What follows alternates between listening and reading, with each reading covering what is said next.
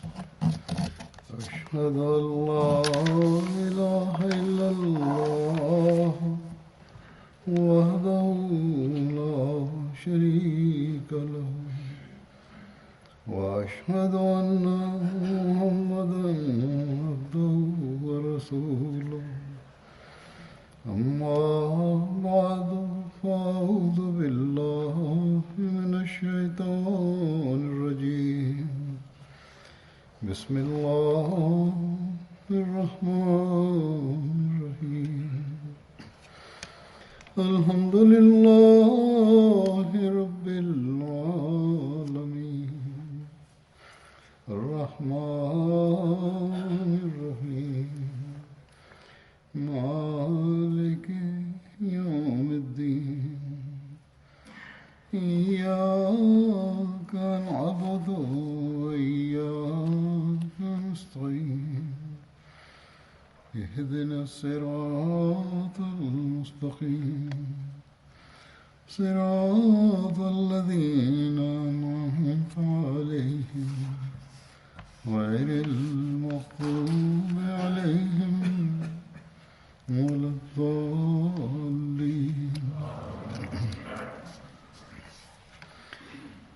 آج جن بدری صحابی کا ذکر ہوگا ان کا نام ہے حضرت طلحہ بن عبید اللہ. حضرت طلحہ کا تعلق قبیلہ بنو تیم بن مرہ سے تھا. ان کے والد کا نام عبید اللہ بن عثمان اور والدہ کا نام صعبہ تھا، جو عبداللہ بن عماد حضرمی کی بیٹی اور حضرت علاء بن حضرمی کی بہن تھیں. حضرت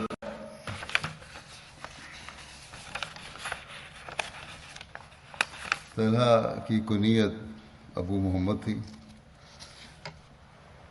حضرت علاء بن حضرمی کے والد کا نام عبداللہ بن عباد حضرمی تھا. حضرت علاء حضرت موت سے تعلق رکھتے تھے اور حرب بن امیہ کے حلیف تھے. حضور صلی اللہ علیہ وسلم نے ان کو بحرین کا حاکم مقرر فرمایا. یہ تا وفات بحرین کے حاکم رہے. ان کی وفات 14 ہجری میں حضرت عمر کے دور خلافت میں ہوئی. ان کا ایک بھائی عامر بن حضرمی بدر کے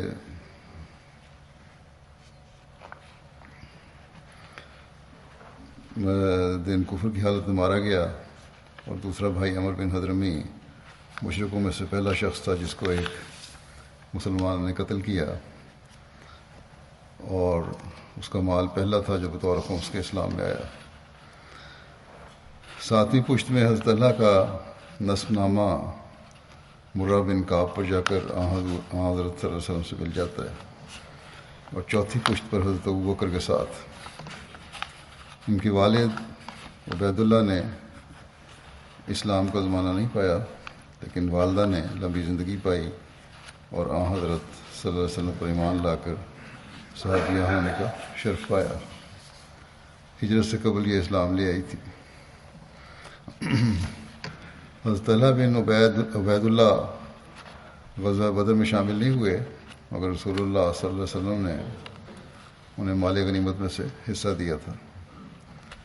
ان کی جنگ بدر میں شریک نہ ہونے کی وجہ یہ بیان کی گئی ہے کہ رسول اللہ صلی اللہ علیہ وسلم نے قریش کے قافلے کی شام سے روانگی کا اندازہ فرمایا تو آپ صلی اللہ علیہ وسلم نے اپنی روانگی سے 10 روز پہلے حضرت طلحہ بن عبید اللہ اور حضرت سعید بن زید کو قافلے کی خبر رسانی کے لیے بھیجا.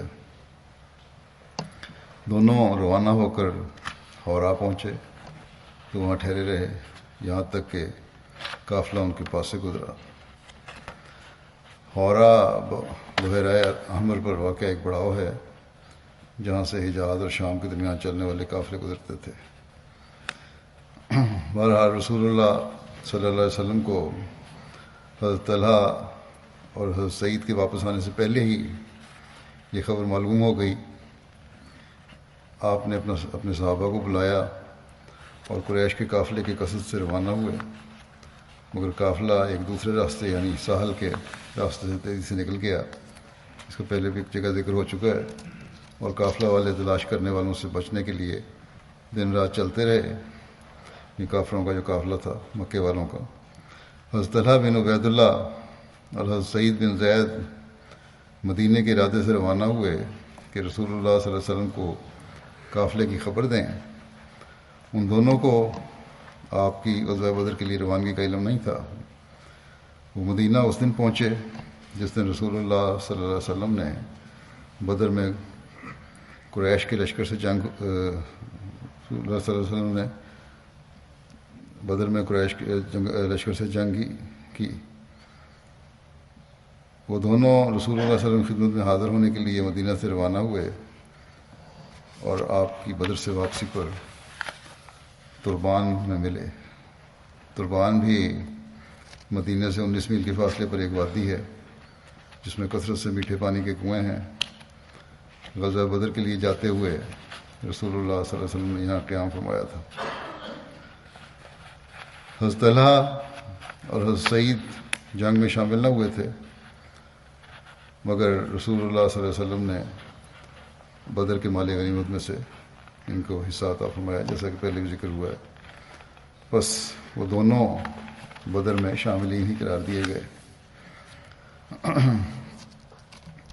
حضرت طلحہ غزوہ احد اور باقی دیگر غزوات میں شریک ہوئے، صلح حدیبیہ کے موقع پر بھی موجود تھے۔ یہ ان 10 اشخاص میں سے ہیں جن کو رسول اللہ صلی اللہ علیہ وسلم نے ان کی زندگی میں ہی جنت کی بشارت دے دی تھی۔ ان 8 لوگوں میں سے تھے جنہوں نے سب سے پہلے اسلام قبول کیا، اور ان 5 لوگوں میں سے تھے جنہوں نے حضرت ابوبکر کے ذریعے سے اسلام قبول کیا تھا۔ یہ حضرت عمر کی قائم کردہ شورا کمیٹی کے 6 ممبران میں سے ایک تھے۔ یہ وہ احباب تھے جن سے رسول اللہ صلی اللہ علیہ وسلم وفات کے وقت راضی تھے۔ یزید بن رومان روایت کرتے ہیں کہ ایک دفعہ حضرت عثمان اور حضرت طلحہ بن عبید اللہ دونوں حضرت زبیر بن عوام کے پیچھے نکلے اور رسول اللہ صلی اللہ علیہ وسلم کی خدمت میں حاضر ہوئے، تو آپ صلی اللہ علیہ وسلم نے ان دونوں کے سامنے اسلام کا پیغام پیش کیا اور ان دونوں کو قرآن پڑھ کر سنایا اور انہیں اسلام کے حقوق کے بارے میں آگاہ کیا، اور ان دونوں سے اللہ تعالیٰ کی طرف سے ملنے والے شرف کا وعدہ کیا۔ اس پر آپ دونوں یعنی حضرت عثمان اور حضرت طلحہ ایمان لے آئے اور آپ صلی اللہ علیہ وسلم کی تصدیق کی۔ پھر حضرت عثمان نے عرض کیا، یا رسول اللہ، میں حال ہی میں ملک شام سے واپس آیا ہوں۔ جب واپسی پر معان، یہ بھی ایک جگہ کا نام ہے جو موتا سے پہلے واقع ہے، غزوہ موتا کے موقع پر اس جگہ پہنچ کر مسلمانوں کو معلوم ہوا کہ رومیوں کا 2 لاکھ کا لشکر مسلمانوں کے لیے تیار ہے، تو صحابہ یہاں 2 دن ٹھہرے رہے۔ بہرحال یہ کہتے ہیں کہ میں جب واپسی پر معان اور زرقہ، یہ بھی مقام معان کے ساتھ واقع ہے، کے درمیان پہنچا اور ہمارا وہاں پڑاؤ ہوا تھا، ہم سوئے ہوئے تھے کہ ایک منادی کرنے والے نے اعلان کیا کہ اے سونے والو جاگو کہ احمد مکے میں ظاہر ہو چکا ہے۔ پھر ہم وہاں سے واپس پہنچے تو آپ کے بارے میں سنا۔ حضرت طلحہ بن عبید اللہ بیان کرتے ہیں کہ میں بصرہ، جو ملک شام کا ایک قدیم شہر ہے، حضرت صلی اللہ علیہ وسلم اپنے چچا کے ہمراہ تجارتی سفر کے دوران اس شہر میں قیام فرما ہوئے تھے۔ تو کہتے ہیں کہ میں بصرہ کے بازار میں موجود تھا کہ ایک راہب اپنے صومعہ یعنی یہودیوں کی عبادت گاہ میں یہ کہہ رہا تھا کہ قافلے والوں سے پوچھو کہ ان میں کوئی شخص اہل حرم میں سے بھی ہے۔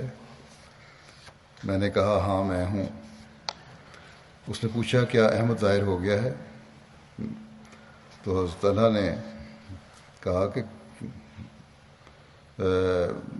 کون احمد؟ اس نے کہا عبداللہ بن عبد المطلب کا بیٹا، یہی وہ مہینہ ہے جس میں وہ ظاہر ہوگا اور وہ آخری نبی ہوگا۔ ان کے ظاہر ہونے کی جگہ حرم ہے اور ان کی ہجرت گاہ کھجور کے باغ اور پتھریلی اور شور اور کلر والی زمین کی طرف ہوگی۔ تم انہیں چھوڑ نہ دینا۔ حضرت اللہ کہتے ہیں کہ اس نے جو کچھ کہا وہ میرے دل میں بیٹھ گیا، میں تیزی کے ساتھ روانہ ہوا اور مکے آ گیا۔ دریافت کیا کہ کوئی نئی بات ہوئی ہے؟ لوگوں نے کہا ہاں، محمد بن عبداللہ امین، مکہ والے آپ کو امین کہا کرتے تھے، امین نے نبوت کا دعویٰ کیا ہے، اور ابن ابی قحافہ حضرت ابوبکر کی نیت تھی، انہوں نے ان کی پیروی کی ہے۔ کہتے ہیں میں روانہ ہوا اور حضرت ابوبکر کے پاس آیا اور پوچھا کہ کیا تم نے ان صاحب کی پیروی کی ہے؟ انہوں نے کہا ہاں، تم بھی ان کے پاس چلو اور ان کی پیروی کرو، کیونکہ وہ حق کی طرف بلاتے ہیں۔ حضرت اللہ نے حضرت ابوبکر کو راہب کی گفتگو بیان کی۔ حضرت ابوبکر حضرت اللہ کو ساتھ لے کر نکلے اور رسول اللہ صلی اللہ علیہ وسلم کے پاس ان کو حاضر کیا۔ حضرت اللہ نے اسلام قبول کیا اور جو کچھ راہب نے کہا تھا اس کی رسول اللہ صلی اللہ علیہ وسلم کو خبر دی۔ رسول اللہ صلی اللہ علیہ وسلم اس سے خوش ہوئے۔ یہ بھی ایک تاریخ کتاب میں الطبقات الکبریٰ میں اس کا ذکر ہے۔ جب حضرت اللہ اسلام لائے تو نوفل بن خویلد بن عدویہ نے انہیں اور حضرت ابوبکر کو ایک رسی سے باندھ دیا، اس لیے انہیں اور حضرت ابوبکر کو قرینین یعنی دو ساتھی بھی کہتے تھے۔ نوفل قریش میں اپنی سختی کی وجہ سے مشہور تھا۔ ان کو باندھنے والوں میں ان کا بھائی یعنی حضرت اللہ کا بھائی عثمان بن عبید اللہ بھی تھا۔ باندھا اس لیے تھا کہ یہ آن حضرت صلی اللہ علیہ وسلم کی خدمت میں حاضر نہ ہو سکیں اور اسلام سے باز آ جائیں۔ امام بہقی نے لکھا ہے کہ حضور صلی اللہ علیہ وسلم نے دعا فرمائی کہ اے اللہ عدویہ کے شر سے انہیں بچا۔ حضرت مسعود بن خراش سے روایت ہے کہ ایک روز میں صفا و مروہ کے درمیان چکر لگا رہا تھا کہ میں نے دیکھا کہ بہت سارے لوگ ایک نوجوان کے پیچھا کر رہے ہیں جس کا ہاتھ گردن سے بندھا ہوا تھا۔ میں نے پوچھا یہ کون ہے؟ لوگوں نے جواب دیا کہ طلحہ بن عبید اللہ بے دین ہو گیا ہے، اور ان کی والدہ صحابہ ان کے پیچھے پیچھے غصہ میں ان کو گالیاں دیے جا رہی تھیں۔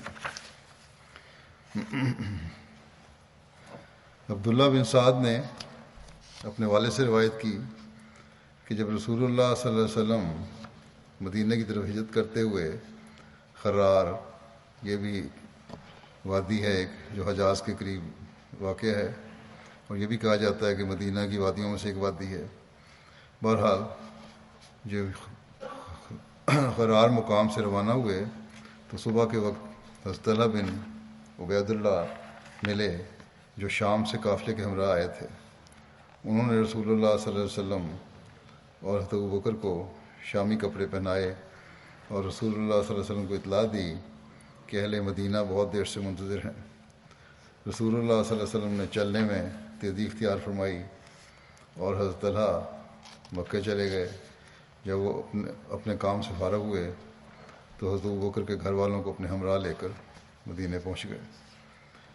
حضرت طلحہ اور حضرت زبیر نے مکے میں جب اسلام قبول کیا تو رسول اللہ صلی اللہ علیہ وسلم نے ہجرت سے قبل ان دونوں کے درمیان مواخات قائم فرمائی، اور جب مسلمان ہجرت کر کے مدینے پہنچے تو رسول اللہ صلی اللہ علیہ وسلم نے حضرت طلحہ اور حضرت ابو ایوب انصاری کے درمیان مواخات قائم فرمائی۔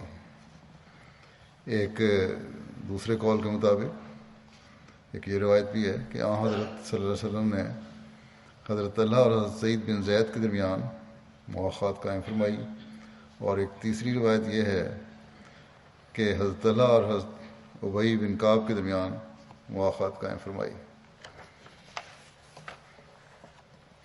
جب حضرت طلحہ نے مدینہ ہجرت کی تو حضرت اسد بن زرارہ کے مکان پر ٹھہرے۔ حضرت طلحہ کی بعض مالی قربانیوں کی بنا پر حضرت صلی اللہ علیہ وسلم نے انہیں فیاض قرار دیا تھا۔ بہت فیاض ہیں۔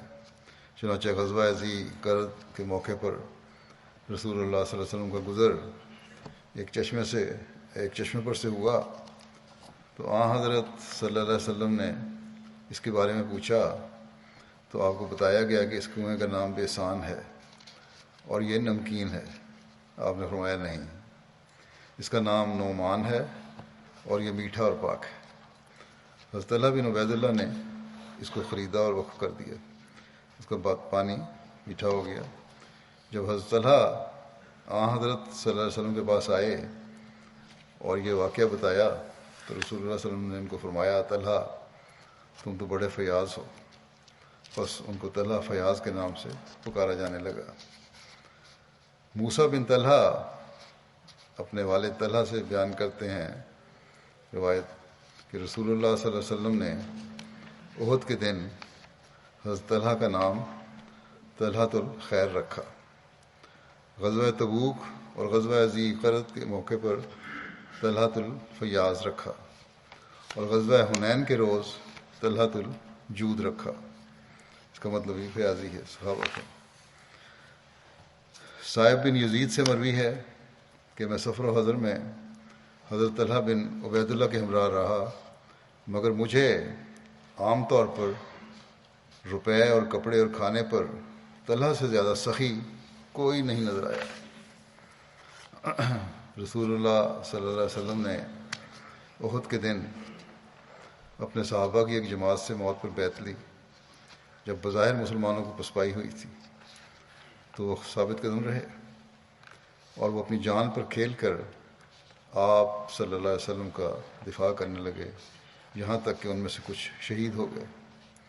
بیعت کرنے والے لوگوں میں حضرت ابوبکر، حضرت عمر، حضرت طلحہ، حضرت سعد، حضرت سہل بن حنیف اور حضرت ابو دجانہ شامل تھے۔ حضرت طلحہ احد کے دن حضور صلی اللہ علیہ وسلم کے ساتھ شریک ہوئے۔ وہ ان لوگوں میں سے تھے جو اس روز رسول اللہ صلی اللہ علیہ وسلم کے ہمراہ ثابت قدم رہے اور آپ سے موت پر بیعت کی۔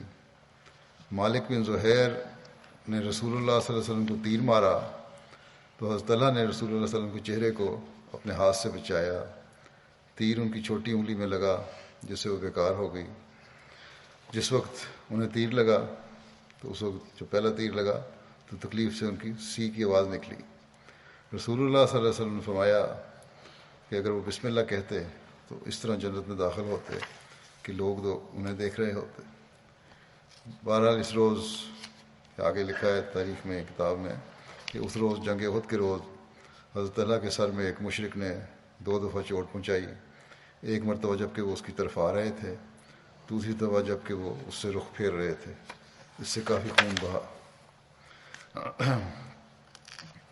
اسی واقعے کی اور تفصیل بھی اس طرح ہے کہ ایک روایت میں سیرت الحلبیہ میں کہ قیس بن ابو حازمہ کہتے ہیں کہ میں نے احد کے دن حضرت طلحہ بن عبید اللہ کے ہاتھ دیکھا جو رسول اللہ صلی اللہ علیہ وسلم کو تیروں سے بچائے ہوئے شل ہو گیا تھا۔ ایک قول ہے کہ اس میں نیزہ لگا تھا اور اس سے اتنا خون بہا کہ کمزوری سے بے ہوش ہو گئے۔ حضرت ابوبکر نے ان پر پانی کے چھینٹے ڈالے یہاں تک کہ ان کو ہوش آیا۔ ہوش آنے پر انہوں نے فوراً پوچھا کہ رسول اللہ صلی اللہ علیہ وسلم کا کیا حال ہے؟ حضرت ابوبکر نے ان سے کہا وہ خیریت سے ہیں اور انہوں نے ہی مجھے آپ کی طرف بھیجا ہے۔ حضرت طلحہ نے کہا الحمدللہ کل مصیبت بعدہ جلل، کہ سب تعریفیں اللہ تعالیٰ کی ہیں، ہر مصیبت آپ صلی اللہ علیہ وسلم کے بعد چھوٹی ہے۔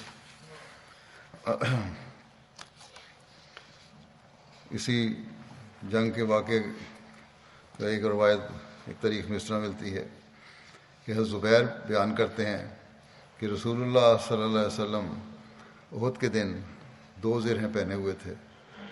آپ نے چٹان پر چڑھنا چاہا مگر زرہوں کے وزن کی وجہ سے اور سر اور چہرے پر چوٹ سے خون بہنے کی وجہ سے، یہ آپ پہ جو زخم ہوئے تھے اس کے بعد کا واقعہ ہے، بہنے کی وجہ سے کمزوری ہو گئی تھی، آپ صلی اللہ علیہ وسلم کو چڑھ نہ سکے چٹان پہ۔ آپ صلی اللہ علیہ وسلم نے حضرت طلحہ کو نیچے بٹھایا اور ان کے اوپر پیر رکھ کر چٹان پر چڑھے۔ حضرت زبیر کہتے ہیں کہ میں نے رسول اللہ صلی اللہ علیہ وسلم کو یہ کہتے ہوئے سنا کہ طلحہ نے اپنے اوپر جنت واجب کر لی۔ پھر ایک روایت میں اس طرح ہے کہ حضرت طلحہ کی ایک ٹانگ میں لنگڑاہٹ تھی، جس کی وجہ سے وہ صحیح چال کے ساتھ چل نہیں سکتے تھے۔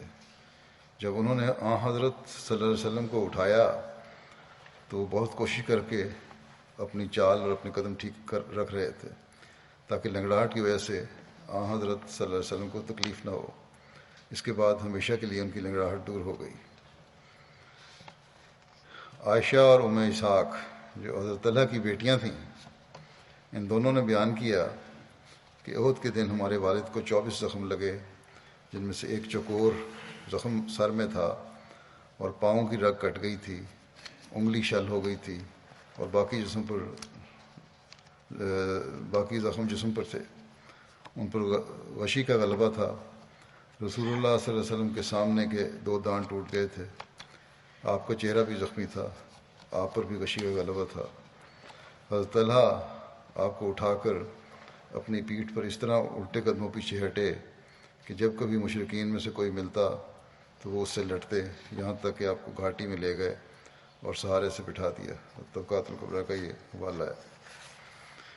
غزوہ احد کے دن جب خالد بن ولید نے مسلمانوں پر اچانک حملہ کیا اور مسلمانوں میں انتشار پھیل گیا تو حضرت مسلم انہوں نے اس کا نقشہ کھینچتے ہوئے تفصیل بیان فرمائی ہے مختلف روایتوں سے لے کے۔ وہ جو پیچھے واقعات گزر چکے ہیں ان کی مزید تفصیل ہے۔ وہ حضرت طلحہ کی ثابت قدمی اور قربانی کے معیار کا ایک عجیب نظارہ پیش کرتی، پہلے بھی اسی سے جو ہم دیکھ چکے ہیں، سن چکے ہیں، اسی سے نظر آ رہا ہے یہ معیار، لیکن بہرحال اس کی تفصیل کچھ اور اس طرح ہے جو آپ نے بیان فرمائی۔ پھر فرماتے ہیں کہ چند صحابہ دوڑ کر رسول اللہ صلی اللہ علیہ وسلم کے گرد جمع ہو گئے، جن کی تعداد زیادہ سے زیادہ 30 تھی۔ کفار نے شدت کے ساتھ اس مقام پر حملہ کیا جہاں رسول کریم صلی اللہ علیہ وسلم کھڑے تھے۔ یکے بعد دیگر صحابہ آپ کی حفاظت کرتے ہوئے مارے جانے لگے۔ علاوہ شمشیر زنوں کے تیر انداز اونچے ٹیلوں پر کھڑے ہو کر رسول کریم صلی اللہ علیہ وسلم کی طرف بے تحاشا تیر مارتے تھے۔ یہ دیکھتے ہوئے کہ دشمن اس وقت بے تحاشا تیر مارتے تھے، اس وقت طلحہ جو قریش میں سے تھے اور مکے کے مہاجرین میں شامل تھے، یہ دیکھتے ہوئے کہ دشمن سب کے سب تیر رسول اللہ صلی اللہ علیہ وسلم کے منہ کی طرف پھینک رہا ہے، اپنا ہاتھ رسول اللہ صلی اللہ علیہ وسلم کے منہ کے آگے کھڑا کر دیا۔ تیر کے بعد تیر جو نشانے پر گرتا تھا وہ طلحہ کے ہاتھ پر گرتا تھا، مگر جاں باز اور وفادار صحابی اپنے ہاتھ کو کوئی حرکت نہیں دیتا تھا۔ اس طرح تیر پڑتے گئے اور طلحہ کا ہاتھ زخموں کی شدت کی وجہ سے بالکل بیکار ہو گیا اور صرف ایک ہی ہاتھ ان کا باقی رہ گیا۔ سال بعد اسلام کی چوتھی خلافت کے زمانے میں جب مسلمانوں میں خانہ جنگی واقع ہوئی تو کسی دشمن نے تانے کے طور پر طلحہ کو کہا ٹنڈا۔ اس پر ایک دوسرے صحابی نے کہا ہاں ٹنڈا ہی ہے، مگر کیسا مبارک ٹنڈا ہے؟ تمہیں معلوم ہے طلحہ کا یہ ہاتھ رسول کریم صلی اللہ علیہ وسلم کے منہ کی حفاظت میں ٹنڈا ہوا تھا۔ احد کی جنگ کے بعد کسی شخص نے طلحہ سے پوچھا کہ جب تیر آپ کے ہاتھ پر گرتے تھے تو کیا آپ کو درد نہیں ہوتی تھی اور کیا آپ کے منہ سے اف نہیں نکلتی تھی؟ طلحہ نے جواب دیا درد بھی ہوتی تھی اور اف بھی نکلنا چاہتی تھی، لیکن میں اف کرتا نہیں تھا، تو ایسا نہ ہو کہ اف کرتے وقت میرا ہاتھ ہل جائے اور تیر رسول کریم صلی اللہ علیہ وسلم کے منہ پر آ گرے۔ غزوہ حمراء الاسد کے موقع پر تعاقب میں روانہ ہوتے ہوئے حضرت صلی اللہ علیہ وسلم کو حضرت طلحہ بن عبید اللہ ملے۔ آپ صلی اللہ علیہ وسلم نے ان سے فرمایا طلحہ تمہارے ہتھیار کہاں ہیں؟ حضرت طلحہ نے عرض کیا کہ قریب ہی ہیں۔ یہ کہہ کر وہ جلدی سے گئے اور اپنے ہتھیار اٹھا لائے، حالانکہ اس وقت طلحہ کے صرف سینے پر ہی 9 زخم تھے احد کی جنگ کے۔ ان کے جسم پر کل ملا کر 70 سے اوپر زخم تھے۔ حضرت طلحہ بیان کرتے ہیں کہ میں اپنے زخموں کی نسبت حضرت صلی اللہ علیہ وسلم کے زخموں کے متعلق زیادہ فکر مند تھا۔ حضرت صلی اللہ علیہ وسلم میرے پاس تشریف لائے اور پوچھنے لگے کہ تم نے دشمن کو کہاں دیکھا تھا؟ میں نے عرض کیا کہ نشیبی علاقے میں۔ آپ نے فرمایا یہی میرا بھی خیال تھا۔ جہاں تک ان کا یعنی قریش کا تعلق ہے تو آن صلی اللہ علیہ وسلم نے فرمایا کہ ان کو ہمارے ساتھ آئندہ کبھی اس طرح کا معاملہ کرنے کا موقع نہیں مل سکتا یہاں تک کہ اللہ تعالیٰ مکے کو ہمارے ہاتھوں سے فتح کر دے گا۔ غزوہ تبوک کے موقع پر حضرت صلی اللہ علیہ وسلم کو خبر ملی کہ بعض منافقین سویلم یہودی کے گھر جمع ہو رہے ہیں اور اس کا گھر جاسوم مقام کے قریب تھا۔ جاسوم کو بیر جاسم بھی کہتے ہیں۔ یہ شام کی سمت میں راتج کے نواح میں ابو حیثم بن تیہان کا کنواں تھا اور اس کا پانی بہت عمدہ تھا۔ رسول اللہ صلی اللہ علیہ وسلم نے اس کا پانی پیا تھا۔ بہرحال وہ اس کے گھر جمع ہو رہے تھے۔ وہ منافقین لوگوں کو غزوہ تبوک میں رسول اللہ صلی اللہ علیہ وسلم کے خلاف جانے سے روک رہا تھا۔ رسول اللہ صلی اللہ علیہ وسلم نے رسول اللہ صلی اللہ علیہ وسلم کے ساتھ جانے سے روک رہا تھا۔ رسول اللہ صلی اللہ علیہ وسلم نے حضرت طلحہ کو بعض اصحاب کی معیت میں اس کی طرف روانہ کیا اور حکم دیا کہ سویلم کے گھر کو آگ لگا دی جائے۔ حضرت طلحہ نے ایسا ہی کیا۔ سحاق بن خلیفہ گھر کے عقب سے بھاگنے لگا۔ اس دوران اس کی ٹانگ ٹوٹ گئی اور اس کے باقی اصحاب فرار ہو گئے۔ حضرت علی بیان کرتے ہیں کہ میرے دونوں کانوں نے رسول اللہ صلی اللہ علیہ وسلم کو یہ کہتے ہوئے سنا ہے کہ طلحہ اور زبیر جنت میں میرے 2 ہمسائے ہوں گے۔ غزوہ تبوک میں پیچھے رہنے والوں میں سے ایک حضرت کعب بن مالک بھی تھے۔ ان کا بائیکاٹ ہوا۔ 40 روز کے بعد جب اللہ تعالیٰ نے ان کی توبہ قبول فرمائی اور معافی کا اعلان ہوا اور یہ مسجد میں حضرت صلی اللہ علیہ وسلم کی خدمت میں حاضر ہوئے تو حضرت طلحہ نے آگے بڑھ کر حضرت کعب سے مصافحہ کیا، ان کو مبارکباد دی۔ سوائے حضرت طلحہ کے مجلس سے کوئی نہ اٹھا تھا۔ حضرت کعب کہتے ہیں کہ میں حضرت طلحہ کا یہ احسان کبھی نہیں بھول سکتا۔ حضرت سعید بن زید بیان کرتے ہیں کہ میں 9 لوگوں کے بارے میں اس بات کی گواہی دیتا ہوں کہ وہ جنتی ہیں، اور اگر میں 10ویں کے بارے میں بھی یہی گواہی دوں تو گناہ گار نہیں ہوں گا۔ کہا گیا یہ کیسے ممکن ہے؟ تو انہوں نے کہا کہ ہم رسول اللہ صلی اللہ علیہ وسلم کے ساتھ حرا پہاڑ پر تھے تو وہ ہلنے لگا۔ اس پر آپ نے فرمایا کہ ٹھہرا رہے اے حرا، یقیناً تجھ پر ایک نبی یا صدیق یا شہید کے علاوہ کوئی اور نہیں۔ عرض کیا گیا کہ وہ کون لوگ ہیں؟ تو حضرت سعید نے کہا کہ رسول اللہ صلی اللہ علیہ وسلم، ابو بکر، عمر، عثمان، علی، طلحہ، زبیر، سعد اور عبد الرحمن بن عوف ہیں۔ یہ لوگ تھے 9۔ تو پوچھا گیا 10ویں کون ہیں؟ تو انہوں نے تھوڑی دیر توقف کیا اور پھر انہوں نے کہا کہ وہ میں ہوں۔ حضرت سعید بن زید نے حضرت سعید بن جبیر بیان کرتے ہیں کہ حضرت ابو بکر، حضرت عمر، حضرت عثمان، حضرت علی، حضرت طلحہ، حضرت زبیر، حضرت سعد، حضرت عبد الرحمن اور حضرت سعید بن زید کا مقام ایسا تھا کہ میدان جنگ میں رسول اللہ صلی اللہ علیہ وسلم کے آگے آگے لڑتے تھے اور نماز میں آپ کے پیچھے کھڑے ہوتے تھے۔ حضرت جابر بن عبداللہ سے روایت ہے، وہ بیان کرتے ہیں کہ رسول اللہ صلی اللہ علیہ وسلم نے فرمایا کہ جو شخص کسی شہید کو چلتا ہوا دیکھنے کی خواہش رکھتا ہو وہ طلحہ بن عبید اللہ کو دیکھ لے۔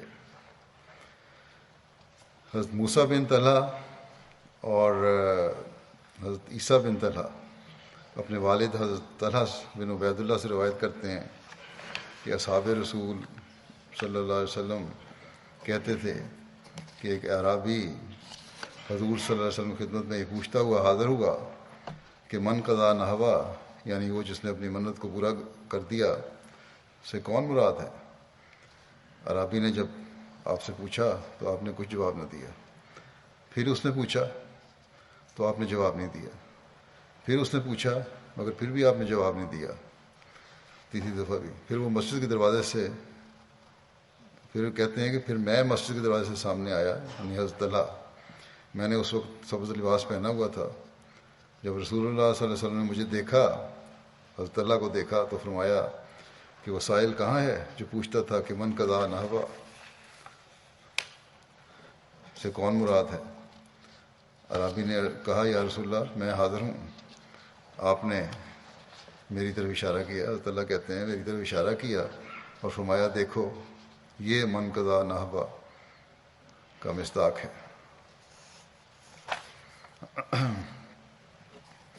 عبد الرحمن بن عثمان کہتے ہیں کہ ایک مرتبہ ہم حضرت طلحہ بن عبید اللہ رضی اللہ تعالیٰ عنہ کے ساتھ تھے. ہم لوگوں نے آرام باندھ رکھا تھا. کوئی شخص ہمارے پاس ایک پرندہ بطور ہدیہ کے لایا. حضرت طلحہ رضی اللہ عنہ اس وقت سو رہے تھے. ہم میں سے کچھ لوگوں نے اسے کھا لیا اور کچھ لوگوں نے اجتناب کیا. جب حضرت طلحہ رضی اللہ عنہ بیدار ہوئے تو انہوں نے ان لوگوں سے موافقت اختیار کی جنہوں نے اسے کھا لیا تھا، اور فرمایا کہ ہم نے بھی حالت حرام میں دوسرے کا شکار نبی صلی اللہ علیہ وسلم کی موجودگی میں کھا لیا تھا. حضرت عمر کے آزاد کردہ غلام اسلم سے روایت ہے کہ حضرت عمر حضرت طلحہ بن عبید اللہ کے جسم پر حضرت عمر نے حضرت طلحہ بن عبید اللہ کے جسم پر 2 کپڑے دیکھے جو سرخ مٹی میں رنگے ہوئے تھے، حالانکہ وہ احرام میں تھے. انہوں نے پوچھا کہ اے طلحہ ان دونوں کپڑوں کا کیا حال ہے، یعنی یہ رنگے کیوں ہیں؟ انہوں نے کہا امیر المومنین میں نے تو انہیں مٹی میں رنگا ہے. حضرت عمر نے کہا اے صحابہ کی جماعت تم امام ہو، لوگ تمہاری اقتداء کریں گے. اگر کوئی جاہل تمہارے جسم پر یہ دونوں کپڑے دیکھے گا تو کہے گا کہ طلحہ رنگین کپڑے پہنتے ہیں حالانکہ وہ حالت احرام میں ہیں. اعتراض کرے گا کہ سفید کے بجائے رنگین کپڑے پہنے ہوئے ہیں کہ جس چیز میں ورزی رنگا ہے تم نے. ایک دوسری روایت میں ان الفاظ کا اضافہ ہے کہ حضرت عمر نے فرمایا احرام باندھنے والے کے لیے سب سے اچھا لباس سفید ہے، اس لیے لوگوں کو شبہ میں نہ ڈالو. حضرت حسن سے مروی ہے کہ حضرت طلحہ بن عبید اللہ نے اپنی ایک زمین حضرت عثمان بن عفان کو 7 لاکھ درہم میں فروخت کی. حضرت عثمان نے یہ رقم انہیں ادا کر دی. جب حضرت طلحہ یہ رقم اپنے گھر لے آئے تو انہوں نے کہا کہ اگر کسی شخص کے پاس رات بھر اس قدر رقم پڑی رہے تو کیا معلوم اس شخص کے متعلق رات کو اللہ تعالیٰ کی طرف سے کیا حکم نازل ہو جائے. زندگی موت کا کچھ پتہ نہیں. چنانچہ حضرت طلحہ نے وہ رات اس طرح بسر کی کہ ان کے قاصد اس مال کو لے کر مستحقین کو دینے کے لیے مدینہ کی گلیوں میں پھرتے رہے، یہاں تک کہ جب صبح ہو گئی تو اس رقم میں سے ان کے پاس 1 درہم بھی نہ بچا. ابن جریر روایت کرتے ہیں کہ حضرت طلحہ حضرت عثمان سے اس وقت ملے جب کہ آپ مسجد سے باہر نکل رہے تھے. حضرت طلحہ نے کہا کہ آپ کے 50,000 درہم میرے پاس تھے، وہ میں نے حاصل کر لیے ہیں. آپ انہیں وصول کرنے کے لیے کسی شخص کو میری طرف بھیج دیں. یعنی کسی وقت لیے تھے، اب وہ انتظام ہو گیا، اب وصول کر لیں. اس پر حضرت عثمان نے ان سے فرمایا کہ آپ کی مروت کی وجہ سے وہ ہم نے آپ کو ہبہ کر دیے ہیں. حضرت طلحہ کی شہادت جنگ جمل میں ہوئی تھی. اس بارے میں روایت ہے قیس بن ابو حازم سے مروی ہے کہ مروان بن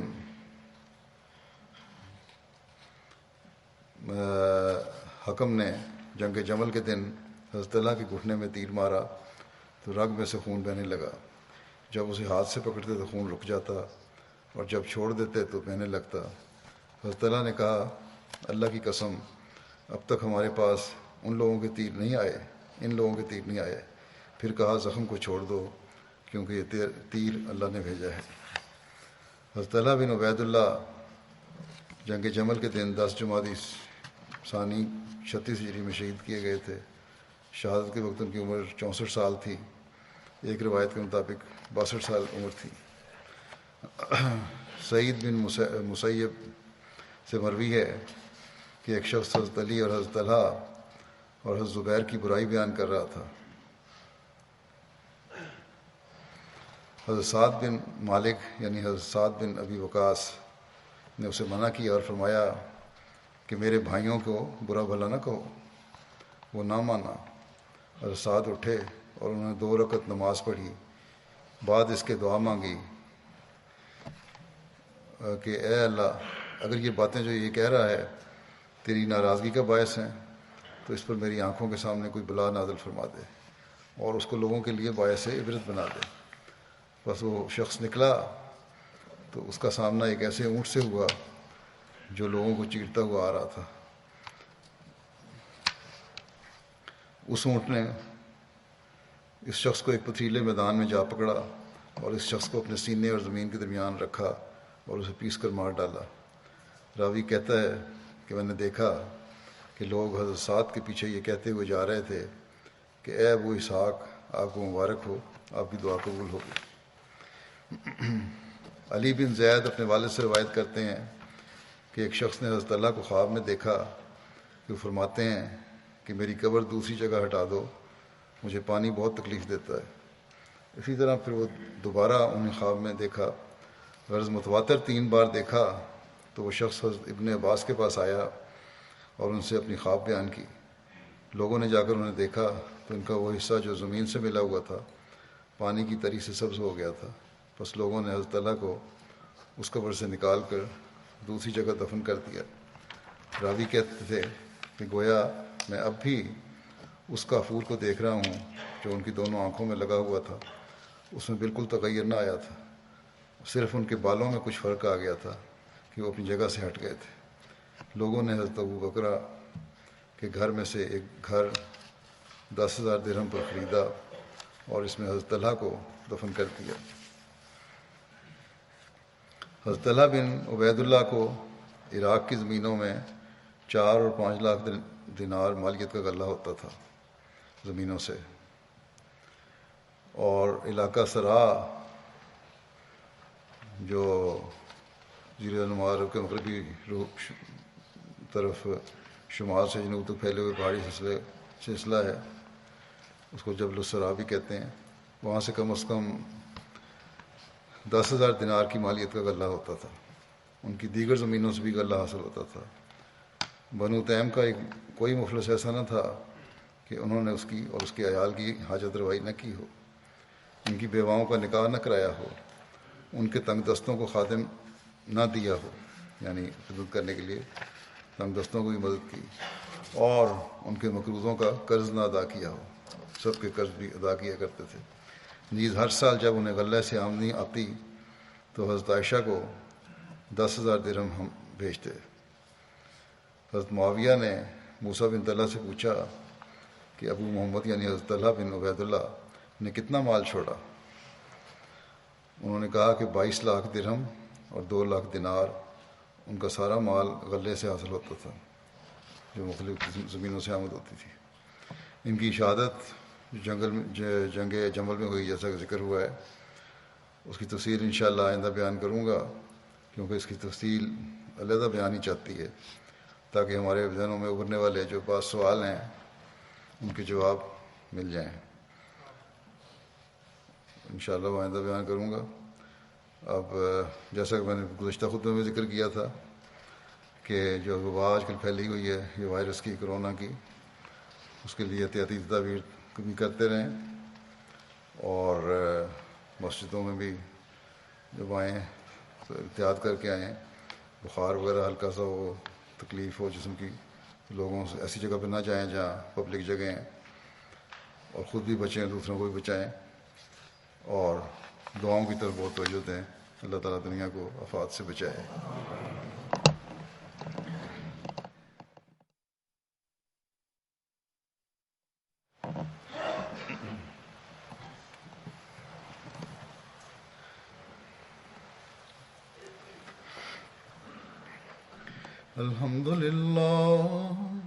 الحمد لله نحمده ونستعينه ونستغفره ونؤمن به ونتوكل عليه ونعوذ بالله من شرور أنفسنا ومن سيئات أعمالنا من يهده الله فلا مضل له ومن يضلل فلا هادي له ونشهد أن لا إله إلا الله ونشهد أن محمدا عبده ورسوله عباد الله رحمكم الله